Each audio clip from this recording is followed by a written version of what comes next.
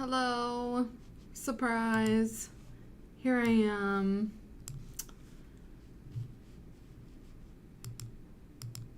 All right.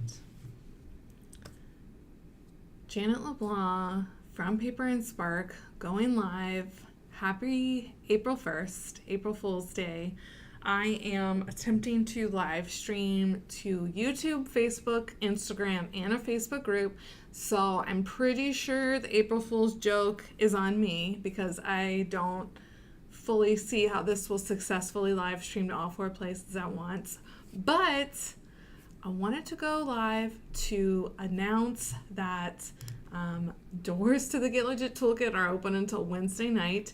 And I am going to chat real quickly about foolproofing your business finances. Get it, April Fools. We are foolproofing our business finances. So as part of that, just a little quick free training tips here. The biggest myths and mistakes that I see fooling online entrepreneurs, online shop owners when it comes to their finances. If you have any questions, let me know. I have no idea how I will be able to see them. I think I can see them on Instagram and possibly Facebook. So just ask. We'll figure it out together. So, like I said, doors to my signature program, the Get Legit Toolkit, open until Wednesday night, Pacific midnight time. Pacific Standard midnight time. I don't know how to say time zones anymore with daylight savings, but you get what I mean. This is a program I created in 2017 to help makers, e-commerce sellers, physical product shop owners get their financial ducks in a row. A step-by-step guide to getting your financial responsibilities handled, taken care of, so that you can go make money confidently and not let overwhelm or confusion on that topic be something that holds you back. I walk you through the 7 cornerstones of what you need to know when it comes to your business finances. And those are banking, bookkeeping, dealing with your sales tax requirements, how that works for your business, other state and local licenses besides your sales tax stuff, income taxes, everything related to income taxes, saving for how to pay your income tax bill, and inventory and cost of goods sold, how to track that, how to deal with that physical inventory. So that's what the Get Legit Toolkit covers. It has helped over 2,300 students since 2017 get legit, get their financial ducks in a row. So it's just a super helpful resource if you have been looking for like your in plain English guide to how to do that stuff. Look no further. I'm a CPA. It's made especially for product sellers, and it's going to help you just feel a lot more confident on those topics. So that is available for you over at getlegittoolkit.com. And now I want to chat about what those mistakes, myths, rumors, misinformation that I see fooling entrepreneurs are in honor of April Fool's Day. This is my very exciting attempts to make a twist on April Fool's Day. So let's talk about some of those mistakes so you don't let them fool you too, right? The first one is thinking you don't have to report your income for tax purposes or deal with taxes at all until you make X amount of money. That is not true. There is no revenue or profit threshold for having to report your shop's sales. There are revenue and profit thresholds for other things, but not when it comes to whether you have to claim your sales or not. All right, we still have to claim them somewhere for tax purposes in some way, shape, or form, regardless of whether you made sales of $600, $20,000, even if you had a net loss for the year. Whether you're a hobby or a business, we still have to claim these sales. We still have tax responsibilities, right? So don't let that myth be something that fools you. If you're kind of like, I need to dig into this one deeper, that's exactly what the training that I did last Thursday, the PSA tax training last Thursday, the masterclass, I covered that in great detail. The replay of that training is still available until Wednesday night also. So you have just over 48 hours to watch that. The link is in my Instagram bio. And if you're not watching on Instagram, let me know. It's the link to join is still on my website, paperandspark.com. So lots of different ways that you can watch that training. If you want to know the ins and outs of hobby versus business, where you should be reporting that revenue if you're a hobby, where you should be reporting it if you're a business, and just more in depth about how it's all about intent. It's not about how much money you are or are not making when it comes to how or whether you need to report those sales, okay? So don't let that really common rumor out there fool you that you don't have to deal with taxes, you don't have to claim this on your taxes, your Etsy shop sales or whatever, until you make X amount of profit or revenue. There's not a threshold, okay? That's false. All right, on that note, related to this one, another thing I see fool people a lot right now, thinking that not receiving a 1099K form at tax time means you don't have to deal with taxes yet for those sales, all right? So if I don't get any tax paperwork from Etsy, Shopify, Amazon, PayPal, fill in the blank, wherever you like to sell online, if I don't get a 1099K for those sales, I don't have to report them. Not true. Also another myth that is fooling us. A 1099K, and again, I explain this in depth with examples over in that tax training that's available until Wednesday night. A 1099K is simply a matching document that's giving you a heads up that you made this amount of money on this platform, and it's giving the IRS a heads up that you also made that much money on that platform last year. The 1099K threshold has been under contention for a long time now. It is currently for 2023, and prior to 2023, the threshold's $20,000. So you only were going to receive a 1099K from Etsy, PayPal, whatever, and the IRS is only going to get a 1099K on your behalf with that heads up if you made $20,000 or more on that platform. Now, it doesn't mean that anyone lower than $20,000, anyone who didn't get the 1099K, it doesn't mean, oh, that stuff's not taxable. I didn't get a 1099K, I don't have to report these sales. That's not what it means. But the IRS knows that there are too many of us out there that think that's what it means. We should be reporting those sales. Remember, point number one, we should be reporting those sales no matter what. Even if it was a very small amount, they need to be reported somewhere. The IRS knows that there were too many of us who were like, oh, I didn't hit $20,000. I don't have to deal with reporting this money anywhere. So that's why a couple years ago, the IRS said, we're going to lower that threshold from $20K to $600, a dramatic lowering, right? Way more, thousands and thousands of people are going to be receiving 1099Ks now. Now they've had trouble actually getting their butts in line to provide those 1099Ks at that threshold, and it's been delayed not 1 but 2 years now. So they're going to attempt to stagger it, like stair step it down to $600 now. That's the new plan, the latest plan. 2024 tax year, sellers who make $5,000 or more will receive a 1099K. And then in 2025, they're saying sellers that make $600 or more will receive those 1099Ks. So again, this is just a document that's giving you a heads up and alerting the IRS that you need to be claiming this somewhere. So the IRS is going to have their eyes peeled, looking for where on your tax forms you're putting that money.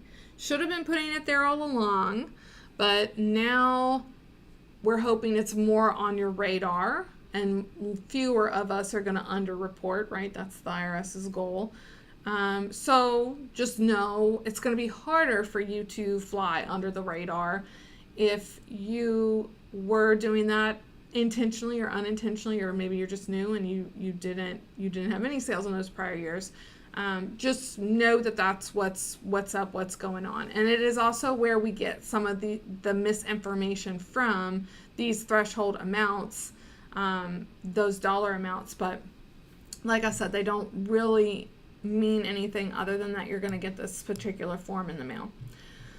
Another unrelated thing I see a lot of e-commerce sellers is thinking that you need to charge sales tax to all of your customers on your own website.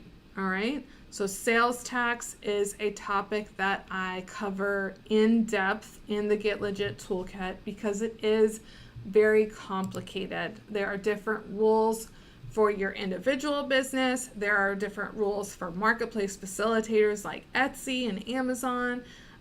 There are different rules for out-of-state sellers versus in-state sellers. There are different ways you can trigger sales tax. We cover that all in depth in the Get Legit Toolkit. It's way too much for me to try to summarize here, but in a nutshell, the thing that fools people when it comes to sales tax and tricks people up is that we see Etsy, Amazon, eBay, etc., these marketplaces charging sales tax to all customers, all states, all customers. So then when we get started on our own website, on Wix, on Squarespace, on Shopify, on WordPress, we are under the assumption that we need to do that too. We need to charge all state sales tax to all my customers.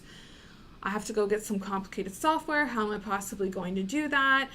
How am I going to get a sales tax permit in all these states? How many forms am I going to have to fill out? A lot of times when people are under this incorrect assumption, I see y'all just say, I'm not even going to start my own website. I'm not going to set up on Shopify because I don't want to have to deal with sales tax in all these states. So I'm just going to stay small on Etsy. This is not true. You aren't a marketplace. Your business, when you're selling online or even in person but online on your own website, you only have to deal with sales tax in states in which your business has nexus. For 95% of us, our micro handmade business or physical product business only has nexus in the state in which we live. We have a physical presence in the state in which we live, and that's enough to give us nexus. Other than that, you only have to deal with sales tax in any other states in which you also had a physical presence, like maybe you cross state lines to sell at an event there, maybe you have an employee there or store inventory there, or if your business hits that other state's economic nexus threshold, which in a lot of cases is like $100,000 in sales or more. So it's a high volume of sales that many of us are not going to hit. So don't let that misinformation about sales tax or the thought that you have to deal with it everywhere when you very likely don't let that fool you. All right. The last piece of misinformation I want to mention is thinking that you're not officially a business yet because you haven't filed certain specific paperwork to become a business. Yes, you need to do the paperwork that applies to you, and we walk through what all those licenses and registrations and whatnots are in the Get Legit Toolkit. But you do these registrations and this paperwork at lots of different government levels. Some things at the county level, some things at the state level, some things at the federal level. Most of those governmental bodies don't know what's happening or not happening with the other governmental bodies.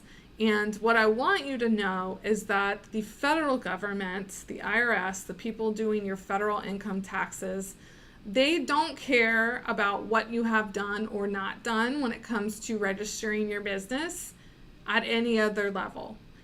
They don't care if you've actually gotten your DBA or your sales tax permit or whatever. They want your money, period, right? So for federal income taxes, you don't have to have done any sort of official paperwork, registration, whatever, to declare yourself a business. The fact that you are selling your products online or in person with the intent to make a profit is enough for you to really be considered a business. And if there's just one of you, just one person running it, you basically default to being considered a sole proprietorship. All right, you are a business entity, whether you know it or not. And your business entity, if there's one of you, is a sole proprietorship. Those file a Schedule C when it comes to income tax time. So just want to let you know Don't let any of those little tidbits or pieces of misinformation be something that fools you this April or any day this year. If you need more help with understanding this stuff, getting your financial ducks in a row, head to GitLegitToolkit.com. Doors are open until Wednesday. If you have any questions about whether it's a good fit for you, you are welcome to message me. I have a chat box on the page itself that you can chat directly with me. You can send me a DM. You can also email me at hello@paperandspark.com. We are very close to the April 15th tax deadline, so I always try and get out around this time of year where it's front of mind, because I know after April 15th, these kind of thoughts just go back into hibernation and we don't want to have to deal with it. We don't have to worry about it. One of the great things about enrolling in the Get Legit Toolkit, like someone on Facebook very kindly said, thank you, you have lifetime access to it. So if you go through the course now or this summer when it's slow or whenever, and then it's tax time again next year, you can revisit the information all about how to file your taxes, how to catch up on your books, how to report things on that Schedule C. You have lifetime access to it. So that means you can always refer back to that information, and you can also rely on it to be updated as tax guidelines and requirements change, because I do keep it updated as things change. There have been many changes since 2017 when it comes to online sales taxes and whatnot. All right, I hope y'all found that helpful. I don't know if I successfully went live across all these platforms, so I'm super curious to find out how it went. Happy April 1st. Let me know if I can help y'all with anything. You know where to find me. And thanks. I hope that you learned a little bit of something today. Feel free to tag another maker friend that you think could use this information. And I'll talk to y'all later. Have a great month of April. Happy almost tax time. Bye.